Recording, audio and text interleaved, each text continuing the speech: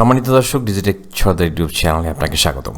এই ভিডিওতে আমরা জানবো যে মাইক্রোসফট ওয়ার্ডে সাধারণত ডিফল্ট যে সেটিংটি থাকে, যে একটি টেবিল যখন আমরা তৈরি করি সেই টেবিলটি যদি একটু বড় হয় স্বাভাবিকভাবে সেটি সেকেন্ড পেজে বা অন্য পেজে বাকি অংশটি চলে যায়।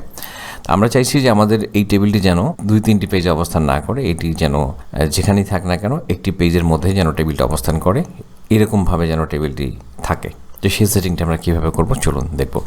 এখন আমরা দেখতে পাচ্ছি টেবিলের কিছু অংশ 1, 2, 3, 4টি রো এখানে, বাকি রোগুলো দ্বিতীয় পেজে চলে গেছে। তো সেক্ষেত্রে আমরা যে এখানে এটাকে যদি মনে করি যে এটি একটি পেজেই থাকবে, তাহলে এটাকে সিলেকশন করে আমরা প্যারাগ্রাফ ট্যাবে চলে যাব।